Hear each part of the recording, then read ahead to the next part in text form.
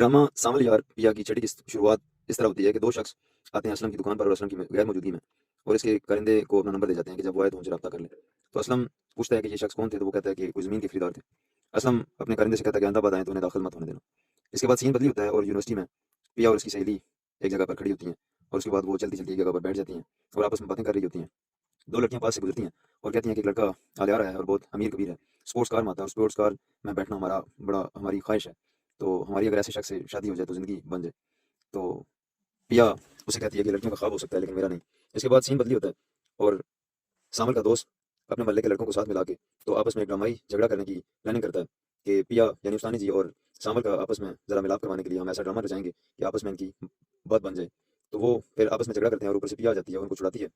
ये आवाज़ सुनकर सामल बाहर आ जाता है और फिर प्रिया सामल से कहती है कि आप इन लड़कों को क्यों नहीं समझाते कि ये क्यों आपस में झगड़ते रहते हैं। उसके बाद फिर सामल अपने लड़कों को वहाँ से भेज देता है। उसके बाद प्रिया अपनी माँ के साथ बैठ के तो कहती है कि मैं शुक्रिया अदा किया है मैंने, सामल जो हमारे साथ जो सामल ने किरदार अदा किया है, तो मैं मिठाई भी उनकी तरफ भेजूंगी। तो उसकी माँ मना करती है कि तुम ऐसे काम ना करो, तुम्हारे अब्बू का तुम्हें पता है वो बुरा मना जाएंगे। उसके बाद फिर सीन बदली होता है और सामल का दोस्त टीपू से कहता है कि आज हमारा एक मुकाबला है अपने दोस्तों के साथ, हमने गेम करनी है और हम सब ने मिलकर 1,000 रुपया लगाया आपके लिए, आपकी जीत के लिए। सामल उसे मना करता है कि इसकी ज़रूरत नहीं। इसके बाद सीन बदली होता है और सामल को जब पिया ने एक मशवरा दिया होता है चाय कैसे बनती है, रंगाड़ा कैसे होता है, तो सामल चाय बना रहा होता है। चूल्हे पे देचकी रखी होती है, पत्ती वगैरह डाल के चाय बनने का इंतजार कर रहा होता है और इसी दौरान पिया भी ऊपर आ जाती है और वो देखती है कि सामल इंतजार कर रहा है चाय बनने का, लेकिन वो जब देख के हैरान हो जाती है कि चूल्हे की आग ही नहीं जल रही होती है और सामल इंतजार कर रहा होता है कि चाय बनेगी। तो वो फिर जब ऊपर देखता है उसको आवाज़ देती है कि चाय आपकी कैसे बनेगी, कि आपने तो आग ही नहीं जलाई। तो सामल फिर हैरान होता है और फिर वो आग जलाता है। इसके बाद सीन बदली होता है, अलियार यूनिवर्सिटी में दाखिल होता है अपनी स्पोर्ट्स कार में और इसके साथ गार्ड भी होते हैं।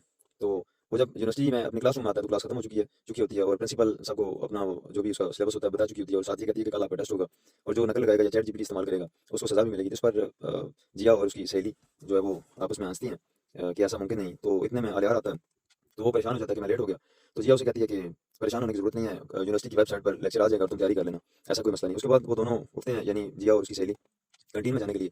तो अलियार भी उनके साथ कैंटीन में चला जाता है और उसके बाद वो वहाँ बैठ के समोसे वगैरह खाते हैं।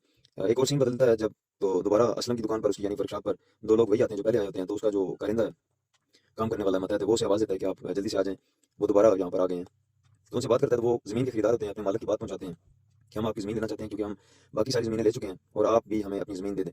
तो आगे से तलख असलम बात करता है कि मैं ज़मीन बेचना ही नहीं चाहता, अपने मालिक से जाके कह देना और आने के बाद यहाँ का रुख मत करना।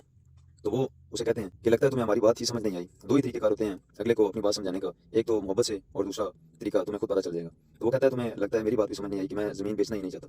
उसके बाद जो फिर सीन बदलता है यानी अलियार जो कैंटीन पर आया होता है जिया और उसकी सहेली लुबना के साथ, तो वो बैठते हैं और सारा जो कैंटीन पर बैठी लड़कियां होती हैं वो उसे देख रही होती हैं, सब लड़कियां और लड़के, कि वो कैसे एक चेयर को पीछे खींच के जिया को बैठने के लिए देता है। फिर वो समोसे मंगवा जाते हैं और खाते हैं, कुछ बातें होती हैं। इसके बाद फिर सीन बदलता है और सामल एक कबाब बना रहा होता है और कप वो लेके बैठता है तो उसका दोस्त टीपू आता है।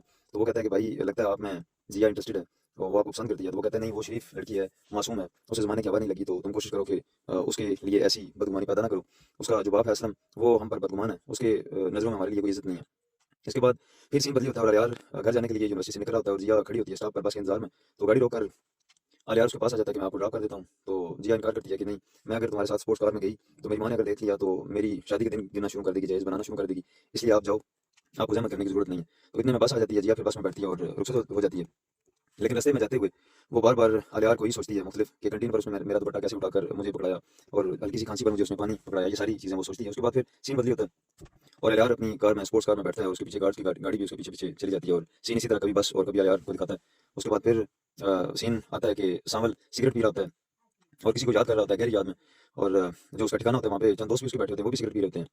और इसी दौरान जिया मिठाई लेकर आती है कि वो पूछती है उसके दोस्त से टीपू से कि तुम्हारा दोस्त किधर है? तो वो कहता है कि अंदर है, तो आप मिठाई मुझे दें या मैं सामान को बाहर बुला लेता हूँ। जिया कहती है इसकी ज़रूरत नहीं। जिया तेज़ी से जब अंदर जाती है तो देखती है कि सामल भी सिगरेट पी रहा होता है और उसके सारे दोस्त भी सिगरेट पी रहे होते हैं। तो वो अपने चेहरे पर दुपट्टा रख के तो खांसते हुए बाहर निकलती है, तो ये सीन देख लेता है सामल, तो वो भी बाकी फिर सिगरेट बुझा के बाहर निकलता है। तो जिया फिर कहती है कि आप लोग इतना गंद आपने डाला हुआ है, सफाई क्यों नहीं करते हो और सिगरेट आप क्यों पीते हो? ये कैंसर में मुब्तला कर देगा। खुद भी ना पियो और दोस्तों को भी मना करो। दिखने में वो सबको फिर कहता है कि बंद करो सिगरेट, वो सारे उसी टाइम सिगरेट बंद कर देते हैं।